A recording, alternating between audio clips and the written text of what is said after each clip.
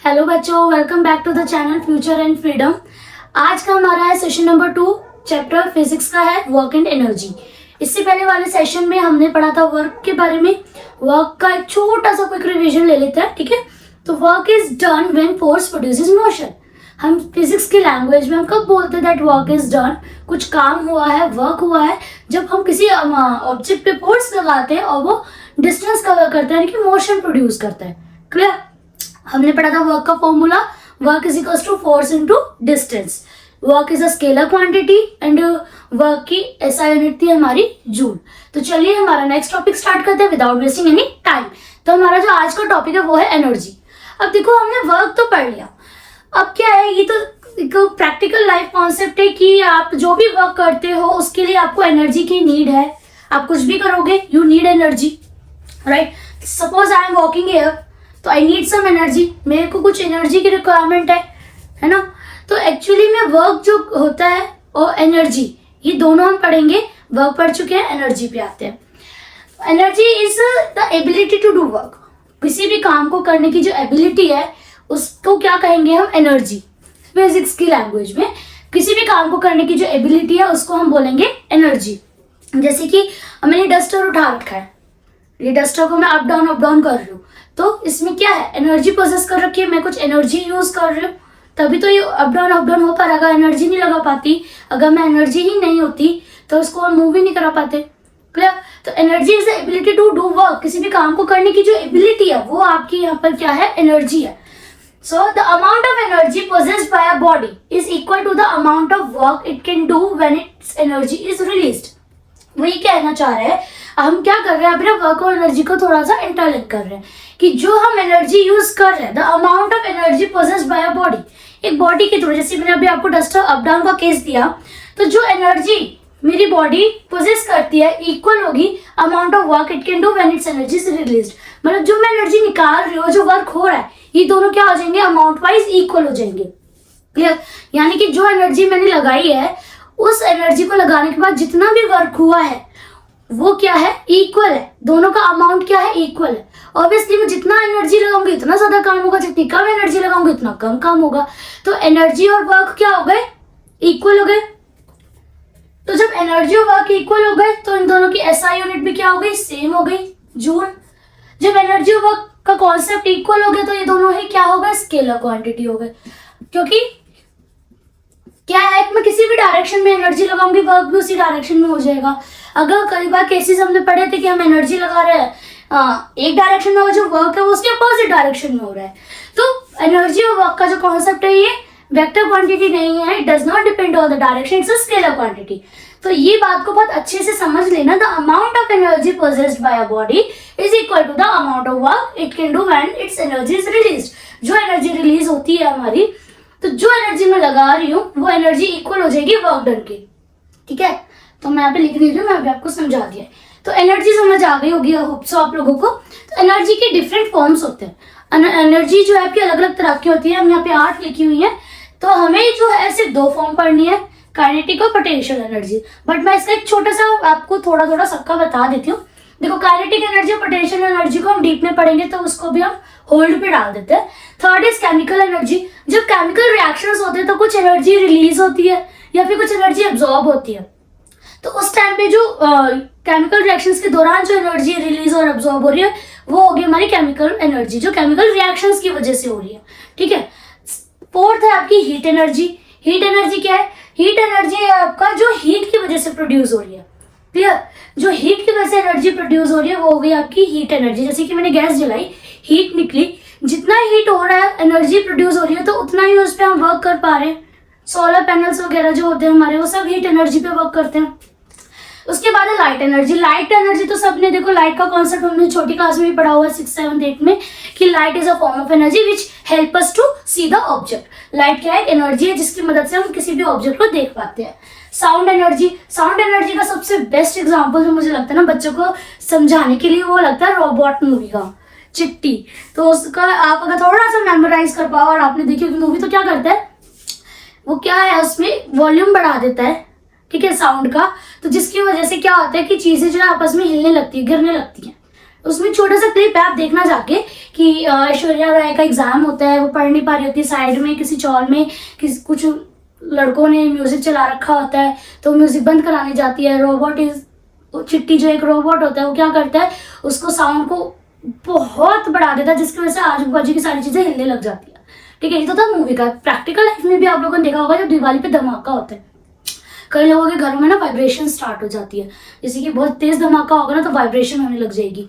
Clear. तो sound energy में क्या था, जैसे जैसे साउंड बढ़ता है ना, उसकी एनर्जी इतनी बढ़ती है, उसकी वाइब्रेशन इतनी बढ़ती है कि वो एक इम्पैक्ट क्रिएट करती है। उसके बाद इलेक्ट्रिकल एनर्जी जो हम लोग ट्यूबलाइट और घर में जो वोल्टेज वगैरह यूज करते हैं, आई मीन जो इलेक्ट्रिसिटी यूज करते हैं, तो वो हो गई हमारी इलेक्ट्रिक एनर्जी। उसके बाद न्यूक्लियर एनर्जी हम पढ़ चुके हैं रेडियो एक्टिव आइसोटॉप्स में, कि जब न्यूक्लियस को बोम्बार्ड कराया जाता है तो एक एनर्जी जनरेट करते हैं। ठीक है, तो ये थे डिफरेंट फॉर्म्स ऑफ एनर्जी। तो चलिए आज का जो हमारा मेन टॉपिक है वो यही है, kinetic energy and potential energy. Kinetic energy को हम लोग के से भी लिखते हैं। क्लियर। काइनेटिक एनर्जी को हम लोग के से भी लिखते हैं और पोटेंशियल एनर्जी को हम पी से लिख देते हैं। तो चलिए स्टार्ट करते हैं आगे का काम।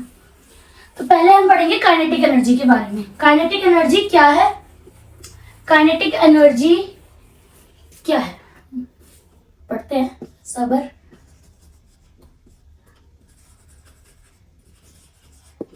काइनेटिक एनर्जी क्या है, जब भी कोई बॉडी मूव कर रही है तो एक एनर्जी उसमें से पोजेस कर रही है। ठीक है, अब मूविंग ऑब्जेक्ट जो है वो एनर्जी पोजेस करता है, उसको हम बोलते हैं काइनेटिक एनर्जी। ठीक है, energy produces bye a motion is kinetic energy produces bye a motion. किसी भी ऑब्जेक्ट का जो मोशन है, जब वो एनर्जी रिलीज करता है, जब वो एनर्जी प्रोड्यूस करता है, तो उसको बोलते हैं काइनेटिक एनर्जी। ठीक है, अच्छा, kinetic energy produces bye motion, ये तो ठीक है, चलो समझ आ गया, बट थोड़ा सा उसको एलैबोरेट करते हैं एग्जांपल्स के थ्रू।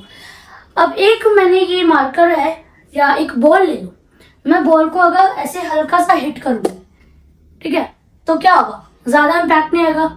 वहीं पर मैं बॉल को एकदम बहुत तेज स्पीड से हिट करूंगी तो हो सकता है इस पे क्रैक आ जाए, इस पे कुछ इम्पैक्ट दिखेगा कि बॉल से मारा गया है, इस पे बहुत तेज हिट हुई है बॉल। तो क्यों, क्योंकि जब धीरे से मारा तो क्या था, उसका मोशन यानी कि जो मूवमेंट थी वो स्लो थी, तो उसने कम इम्पैक्ट दिया, और जब उसकी तेज एकदम बॉल आकर लगी तो उसका इम्पैक्ट ज्यादा हो गया। ठीक है, तो कोई भी ऑब्जेक्ट, जैसे मैं भी हूँ, अगर भागते भागते जा रही हूँ, किसी से टकरा जाती हूँ तो क्या होता है, एकदम धक्का लगता है, राइट। क्यों, वो एनर्जी क्या है, मतलब वो एनर्जी जो धक्का लगा एकदम से, वो कहाँ से आई है, क्योंकि मैं भाग रही हूँ। जब मैं भाग रही हूँ तो मेरे अंदर जो है एनर्जी प्रोसेस हो रही है, जो मैं भाग रही हूँ वो एक एनर्जी को प्रोड्यूस कर रहा है। क्लियर। और आप देखेंगे कि जब भी कोई कार आ रही है चलती हुई, उसको रोकना होता है तो बहुत एनर्जी चाहिए होती है, क्योंकि जो कार चलकर आ रही है, यानी कि जो कार है, मूविंग कार, उसकी मूवमेंट की वजह से, उसके मोशन की वजह से उसके अंदर जो है काइनेटिक एनर्जी बहुत ज्यादा है। क्लियर। तो यहाँ पर हम पढ़ते हैं काइनेटिक एनर्जी के फॉर्मूले के बारे में, कि किसी भी मूविंग ऑब्जेक्ट की काइनेटिक एनर्जी अगर मुझे फाइंड करनी है तो मैं कैसे फाइंड करूंगी। तो ये था काइनेटिक एनर्जी का छोटा सा डेफिनेशन टाइप, कि कोई भी बॉडी जो मोशन में है वो काइनेटिक एनर्जी प्रोड्यूस करती है, जो एनर्जी प्रोड्यूस कर रही है बेसिकली उसको काइनेटिक एनर्जी बोलते हैं। मोशन में कोई भी बॉडी जो एनर्जी प्रोड्यूस करेगी उसको काइनेटिक एनर्जी बोलेंगे। अब देखो, जैसे ये बॉल है, ठीक है, ये ए पोजिशन पर है, ठीक है, ये बॉल ए से बी पोजिशन पर गई, सॉरी, ये बॉल ए से बी पोजीशन पे गई, तो इसने एस डिस्टेंस कवर करा। बॉल जो है v जो है इनिशियल वेलोसिटी इसकी कुछ v है, मास इसका m है। ठीक है, और हमने पढ़ा हुआ है कि कोई भी ऑब्जेक्ट है उसके ऊपर एक कांस्टेंट फोर्स लगता है। हमें वर्क में पढ़ा था कि कोई भी मूविंग ऑब्जेक्ट होगा उस पर कांस्टेंट फोर्स लगेगा जो एयर रेजिस्टेंस होगा। ठीक है, तो इसमें फोर्स लग रहा है m, ये बॉल a से b पे गई है जिसका मास m है और इनिशियल वेलोसिटी क्या है इसकी, स्मॉल v। तो अब हमें क्या करना है, देखो, अब जब ये इधर से इधर गई है तो इसका मतलब कुछ वर्क हुआ है, तो वर्क क्या हो जाएगा, फोर्स इनटू डिस्टेंस। तो वर्क क्या हो गया, फोर्स यानी कि F और डिस्टेंस यानी कि S। ठीक है, इसके पहले हमने काइनेटिक एनर्जी से जब स्टार्ट करा था, सॉरी, एनर्जी को, तो मैंने बताया था आपको कि जो अमाउंट ऑफ वर्क डन है वो इक्वल होता है एनर्जी की, कि जितनी एनर्जी आप उसको काम करने में लगाओगे ना उतना ही वर्क होगा।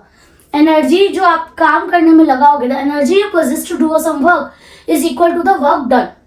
जो भी काम हो रहा है। तो देखो जब ये यहाँ से यहाँ पहुंची तो कुछ एनर्जी लगाई होगी तभी तो ये मूव कर पा रही है। अब जो फोर्स है उसको रिपेल कर पा रही है, उसको मतलब ओवरकम कर पा रही है। तो इनिशियली तो कुछ काइनेटिक एनर्जी थी और जब यहाँ पहुंच गई स्टॉप हो गया। स्टॉप हो गया, इनकी काइनेटिक एनर्जी क्या हो जाएगी यहाँ पे 0। किसी भी बॉडी की जिसकी जो रेस्ट पोजीशन में है, जो रेस्ट पोजीशन में है उसकी काइनेटिक एनर्जी क्या हो जाती है 0 हो जाती है, जो रेस्ट पे है। तो जब ये यहाँ से बॉल मूव करके यहाँ गई तो कुछ वर्क कर रहा होगा which is equal to force into distance. अब हमने पढ़ा था कि जो काइनेटिक एनर्जी है वो किसके एनर्जी क्या है, अमाउंट जो है दोनों का इक्वल हो जाता है। तो मैं यहाँ लिख सकती हूँ that kinetic energy is equal to work done. ठीक है, दोबारा से एक बार बता देती हूँ, कंफ्यूज नहीं होना, इसको अच्छे से समझ के चलना है। बिकॉज हमारा जो मेन मोटिव है वो क्या है कि आप समझे, आप सीखे, ना कि आप रटे। ये इतना इंपॉर्टेंट इसलिए ताकि आप छोटे छोटे कॉन्सेप्ट्स को समझ पाए। यहाँ से बॉल या ए पॉइंट से बॉल बी पॉइंट पे मूव करके गई है तो कुछ वर्क हुआ होगा which is equal to force into distance. अब हमने पढ़ा था the amount of energy is equal to the work done.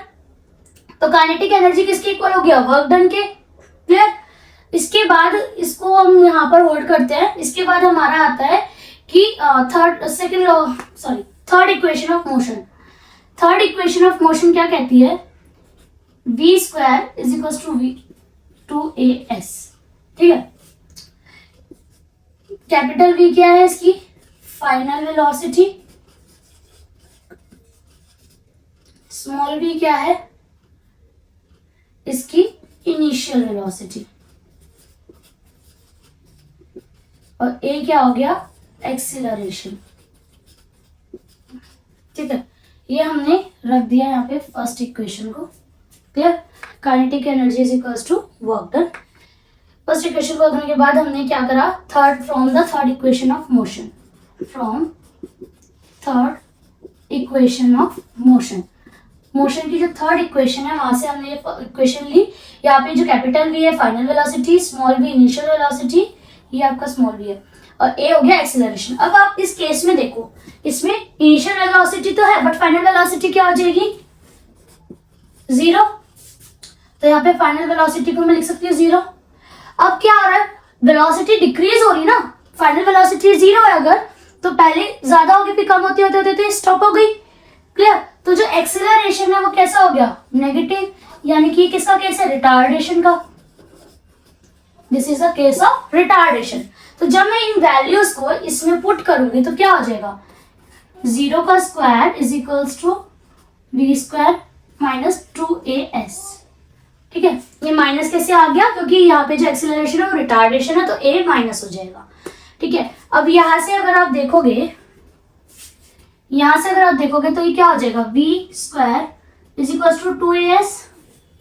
इतना क्लियर हो गया।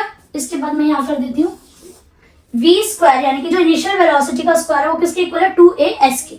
इसके बाद हमने एक और चीज पढ़ी है that force is equal to mass into acceleration, force is equal to mass into acceleration. तो अगर मैं यहाँ से a की वैल्यू निकाल दूं F अपॉन m, ये मेरी इक्वेशन 1 थी, ये मेरी इक्वेशन 2 थी। ठीक है, और ये हो गई मेरी इक्वेशन नंबर 3। तो अब मैं अगर इक्वेशन 3 को इक्वेशन 2 में पुट करती हूँ, इक्वेशन 3 इन सेकेंड, मैंने 3 को यानी कि a की वैल्यू को इक्वेशन नंबर 2 यानी कि v square is equal to 2as में पुट करा है, अगर माइनस नहीं है तो ये हो गया v square is equal to 2 into F into S upon में m। इतना समझ आया आपको। हमने क्या करा है, एक्सेलरेशन की वैल्यू को v square is equal to 2as में पुट कर दिया। अब यहाँ से अगर आप रिजॉल्व करेंगे तो देखिए इधर, तो अगर आप यहाँ से रिजॉल्व करोगे तो देखो f और s को यहीं रख दो, बाकी सब इधर ले जाओ। m क्या है, डिवीजन में, डिवाइड में, इधर जाएगा क्या हो जाएगा मल्टीप्लाई में। ठीक है, और ये 2 नीचे आ जाएगा is equal to f into S. Clear. अब ये देखो f इंटू एस किसके बराबर है, बराबर है वर्क डन किसके बराबर है, काइनेटिक एनर्जी के। तो काइनेटिक एनर्जी क्या आ गई मेरी, half mv square. Kinetic energy मेरी क्या आ गई, हाफ mv स्क्वायर। क्लियर है इतना। एक बार नजर मार लीजिए, मैं 2 मिनट साइड हो जाती हूँ और मैं इसको थोड़ा सा धीरे धीरे एक बार दोबारा से रिपीट कर देती हूँ, ध्यान से सुनिएगा। वर्क डन जो होता है वो होता है फोर्स इंटू डिस्टेंस, ठीक है, F इंटू एस।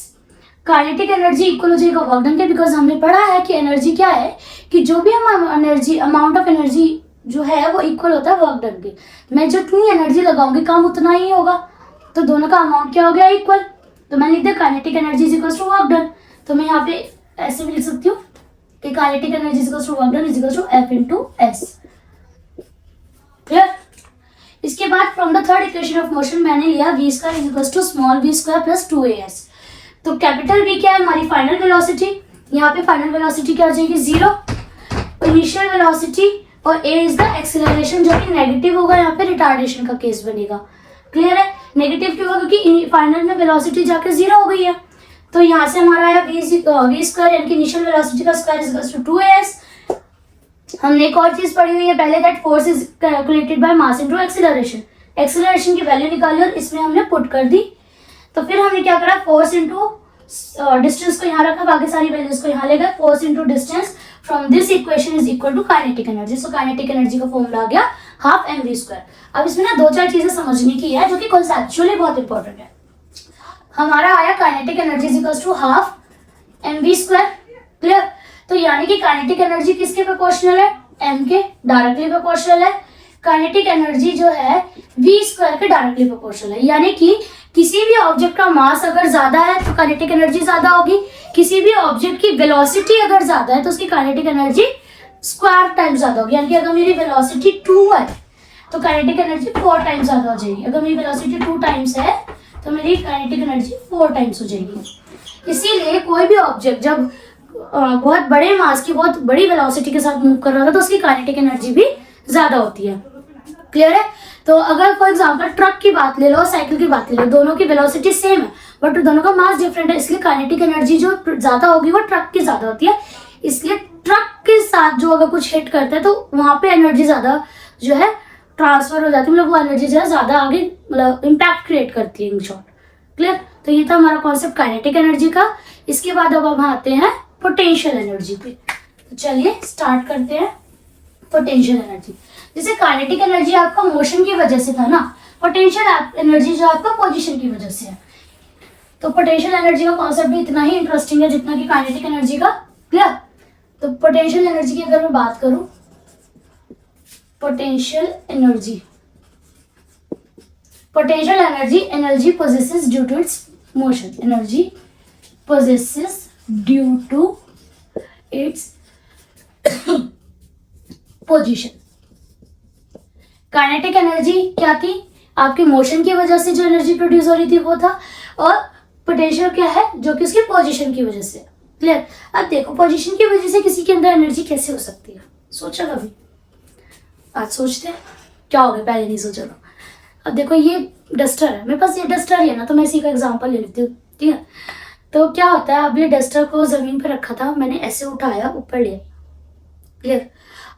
अब क्या है, ये मोशन में तो है नहीं डस्टर, तो इसका मतलब क्या इसमें एनर्जी नहीं है? इसमें एनर्जी तो है। तो जो इसमें एनर्जी है ना उसकी पोजीशन की वजह से। क्यों? देखो जब ये नीचे था मैं इसको ऊपर लाऊंगी तो ये जो हमारा इस पे फोर्स लग रहा है, एक्सेलरेशन ड्यू टू ग्रेविटी, जो हमने पढ़ा हुआ है ऑलरेडी, जो ग्रेविटी का जो फोर्स है उसके अगेंस्ट काम कर रहा है तभी ऊपर आ पा रहा है। अगर फोर्स का अगेंस्ट काम नहीं करेगा तो क्या होगा, फोर्स ज्यादा हो जाएगा, तो ये मूव कैसे करेगा? इसको ऊपर करने के लिए, ऊपर उठाने के लिए जो नीचे जो फोर्स लग रहा है ग्रेविटी का, उसको ओवरकम करना जरूरी है। अब फोर्स को ओवरकम करके इसको ऊपर उठाया तो इनकी कुछ एनर्जी लगी है, एनर्जी लगी है तो वर्क डन हुआ है। ठीक है, क्योंकि अभी हमने पढ़ा है amount of energy is equal to work done. Clear. तो अब जो उसको जो भी इसने एनर्जी लगी है, जो इसने वर्क करा है, नीचे से ऊपर आया है, जो एनर्जी लगी है वो इसमें स्टोर हो जाती है। क्या हो जाती है? इसमें स्टोर हो जाती है। वो जो एनर्जी इसमें स्टोर हो गई है वो पोटेंशियल एनर्जी है। पोटेंशियल एनर्जी भी इम्पैक्ट क्रिएट करती है जस्ट लाइक काइनेटिक एनर्जी, मतलब नॉट बिल्कुल सिमिलर नहीं है। काइनेटिक एनर्जी का इम्पैक्ट ऑब्वियसली ज्यादा होता है बट पोटेंशियल एनर्जी का इम्पैक्ट भी ज्यादा होता है। अब इस डस्टर को अगर मैं इतनी ऊपर से फेंकूं तो इम्पैक्ट ज्यादा होगा। ठीक है। इसी डस्टर को मैं यहाँ से फेंकूं तो इम्पैक्ट कम होगा। क्यों? क्योंकि जितना ऊपर ले गई उतना वर्क डन हुआ, एनर्जी इसके अंदर उतनी ज्यादा स्टोर होती जाएगी। जितना कम वर्क डन होगा उसके अंदर एनर्जी उतनी कम स्टोर होगी। ठीक है, तो ये होता है हमारा पोटेंशियल एनर्जी। तो अगर आप आजू बाजू देखोगे ना, हर ऑब्जेक्ट के अंदर या तो काइनेटिक एनर्जी दिख जाएगी, आपको पोटेंशियल एनर्जी दिख जाएगी। और मैं अगर एक और एग्जांपल लूं, देखो ये बोर्ड है, यहाँ टंगा हुआ है, ये मूव नहीं कर रहा, इसका मतलब क्या इसमें कोई एनर्जी नहीं है, काइनेटिक एनर्जी नहीं है। मान लिया कि चलो मोशन की वजह से काइनेटिक एनर्जी थी, वो नहीं, बट इसके अंदर पोटेंशियल एनर्जी है। ठीक है, जैसे ही अगर इसको मैं रिलीज करूंगी यहाँ से, जैसे मैं इसके क्लिप्स हटाऊंगी सारे और इसको रिलीज करूंगी, ये धड़ाम से नीचे गिरेगा और एनर्जी है तो कुछ आवाज आएगी। वर्क डन क्या है हमारा, जो उसने एनर्जी को जब रिलीज करते हैं तो अभी तो वर्क होता है, तो जैसे ही नीचे गिरेगा तो एक इम्पैक्ट क्रिएट करेगा। तो जो इम्पैक्ट क्रिएट हो रहा है किसकी वजह से हो रहा है, एनर्जी की वजह से। इट मीन्स कि जो पोजीशन की वजह से बॉडी जो रेस्ट में है, जो उसके पोजीशन चेंज करने की वजह से एनर्जी हो रही है, वो पोटेंशियल एनर्जी है और उसका भी एक इम्पैक्ट क्रिएट रहता है। क्लियर। तो जैसे हमने बोला कि अगर मैं इसको यहाँ से छोड़ दूंगी, रिलीज करूंगी, तो सडन गिरेगा और जितनी भी इसकी एनर्जी थी सारी आपको उस वर्क जो उसका इम्पैक्ट है उसमें दिख जाएगी। क्लियर। तो एक छोटी सी चीज यहाँ पे जो रिमेंबर करने की और समझने की वो ये कि पोटेंशियल एनर्जी जो है वो इम्पैक्ट क्रिएट करती है when it turns into a kinetic energy. अगर कोई ऑब्जेक्ट यहाँ रखा है तो ये कभी कोई इम्पैक्ट क्रिएट नहीं करेगा, इसके अंदर पोटेंशियल एनर्जी स्टोर होती रहेगी। बट जैसे ही मैं इसको हल्का सा मूव कराऊंगी तो इसकी जो पोटेंशियल एनर्जी काइनेटिक एनर्जी में ट्रांसफर हो जाएगा, एक इम्पैक्ट क्रिएट होगा। क्लियर। तो पोटेंशियल एनर्जी क्या होती है, due to its position. Potential में भी ना दो पार्ट है, एक है ग्रेविटेशनल पोटेंशियल एनर्जी, ठीक है, और एक है इलास्टिक पोटेंशियल एनर्जी। देखो ग्रेविटेशनल में क्या है, सिंपल सा ये डस्टर वाला एग्जांपल, ये एक, ठीक है, फॉर एग्जांपल ब्लॉक है, मैंने एक ब्रिक लिया, ब्रिक की फॉर्म बना देता हूँ इसको ना, या फिर मैंने एक आयरन लिया, लोहा लिया, यहाँ रखा था, उसको मैं यहाँ ले गई, तो एक वर्क डन हुआ है क्योंकि उसने क्या करा है, फोर्स के अगेंस्ट काम कर रहा है। जब काम कर रहा है तो कुछ एनर्जी होगी, एनर्जी जो है वो उसमें स्टोर हो गई। ठीक है, अब क्या है, जब भी अगर मैं इसको यहाँ से नीचे गिराऊंगी तो क्या होगा, एक इम्पैक्ट क्रिएट होगा। वो इम्पैक्ट किसकी वजह से आ रहा है, इसकी पोटेंशियल एनर्जी जो काइनेटिक एनर्जी में कन्वर्ट हो रही है उसकी वजह से। क्लियर। तो जब भी हम हाइट की बात करेंगे, कोई भी ऑब्जेक्ट को ऊपर ले जाके छोड़ा जा रहा है, तो जो पोटेंशियल एनर्जी है उसकी काइनेटिक एनर्जी में कन्वर्ट होकर इम्पैक्ट क्रिएट कर रही है, उसको हम बोलेंगे ग्रेविटेशन। जो हम ग्रेविटेशन यानी कि ग्रेविटी के अगेंस्ट जाके कर रहे हैं। इलास्टिक, आपने वो देखिए पुश और पुल कार्स बच्चों की, पीछे खींच दो थोड़ी सी तो फिर वो आगे भाग जाती है। ठीक है, तो उसमें क्या होता है, उसमें स्प्रिंग्स होती हैं, जैसे कि उसमें इस टाइप की स्प्रिंग लगी होती है। ठीक है, जब हम उसको पीछे खींचते हैं ना तो वो स्प्रिंग जो है इकट्ठी होती जाती है। तो जैसे आप इसको छोड़ोगे तो ये दोबारा से अपनी पोजीशन पे आ जाएगी। जैसे आपने इसको पीछे खींचा, स्प्रिंग पहले ऐसे थी, पीछे खींचा, ऐसी हो गई, तो क्या किया, उसने एनर्जी स्टोर करी क्योंकि उसकी पोजीशन चेंज हुई, और फिर जब आप उसको रिलीज करोगे तो दोबारा से अपनी पोजीशन अटेन करेगी, और जिसकी वजह से क्या होता है, वो व्हील जो है मूव करता है। जैसे आप इसको छोड़ोगे अपनी पोजीशन पे आएगी दोबारा से, तो व्हील जो है मूव करेगा। और जो अब इस पोजीशन से इस पोजीशन पे आने के लिए कुछ एनर्जी चाहिए, जो एनर्जी होगी वो काइनेटिक होगी, जो कि पोटेंशियल की फॉर्म में पहले स्टोर थी और अब कन्वर्ट हो गई, तो इसको बोलेंगे इलास्टिक पोटेंशियल एनर्जी। ठीक है, आपने देखा होगा तीर कमान चलाते हैं, है ना, तो उसको क्या करते हैं, सिर्फ पीछे खींचते हैं, फिर उसको होल्ड करके तब छोड़ते हैं। तो हमने क्या करा, उसकी पोजीशन को चेंज करा तो उसकी पोटेंशियल एनर्जी स्टोर हो गई, और छोड़ दिया तो वो पोटेंशियल काइनेटिक में कन्वर्ट होके मूव करेगा, जो हमारा एरो है। इसी तरह आपने देखा होगा कि क्या कहते हैं, एथलीट्स होते हैं, वो पहले बैठते हैं फिक्स पोजीशन में, पोटेंशियल एनर्जी उनकी स्टोर हो रही है, जब वो बैठ गए पोटेंशियल एनर्जी उनकी स्टोर हो गई, फिर क्या होगा, जैसे ही उनको कमांड मिलती है टू रन, उनकी पोटेंशियल एनर्जी काइनेटिक में कन्वर्ट करते हैं, दे मूव, दे रन। ठीक है, तो ये सब क्या एग्जांपल्स है, पोटेंशियल और काइनेटिक एनर्जी के एग्जांपल है। कोई भी बॉडी जब अपनी पोजीशन को चेंज करती है, उसकी पोजीशन की वजह से जो उसके अंदर एनर्जी स्टोर होती है, एनर्जी पोजेस होती है, वो पोटेंशियल है, और मूविंग ऑब्जेक्ट यानी कि मोशन की वजह से जो एनर्जी है वो हमारी काइनेटिक है। जैसे काइनेटिक एनर्जी का फॉर्मूला आपने पढ़ा था, हाफ mv², ये आगे तक याद रखना, हमेशा काम आएगा। Kinetic energy equals to half mv²। इसी तरह पोटेंशियल एनर्जी क्या होती है, potential energy is equals to mgh। m हो गया मेरा मास, g हो गया ग्रेविटेशनल फोर्स, ठीक है, ग्रेविटेशनल फोर्स, और h हो गई मेरी हाइट। देखो हाइट इसलिए क्योंकि ये एक हाइट पे ही तो लेके गए हैं हम यहाँ से, ठीक है। हम इसको एक हाइट पे ले जाके जब स्टोर कर रहे हैं तभी तो इसको हाइट पोजीशन चेंज करिए, हाइट पे लेके गए हैं तभी तो आई है ना। और जी क्योंकि हम इसको ग्रेविटेशनल फोर्स के अगेंस्ट काम कराते हैं, तो जो एक्सेलरेशन है वो ग्रेविटेशनल फोर्स यानी ग्रेविटी के अंदर चेंज हो जाता है। ग्रेविटेशनल फोर्स नहीं बोलेंगे, इसको बोलेंगे एक्सेलरेशन ड्यू टू ग्रेविटी। तुम भी ना बच्चों मेरे को भी कंफ्यूज कर देते हो sometimes. Acceleration due to gravity, ठीक है। तो इतना समझ आ गया। तो ये था हमारी आज का सेशन, यहाँ पे खत्म होता है।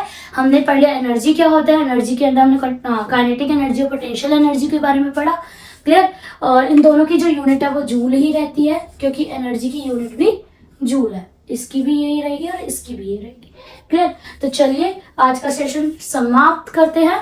आप वीडियो को लाइक करें, चैनल को सब्सक्राइब करें, और आपके इतने सारे प्यार के लिए सो मच थैंक यू। उल्टा बोल दिया, आपके इतने सारे प्यार के लिए थैंक यू सो मच। आप लोगों ने चैनल को सब्सक्राइब किया, लाइक किया, वीडियोस को शेयर करा। सो इसी तरह जुड़े रहिए आगे तक के लिए, ठीक है। सो बाय बाय, हैव फन।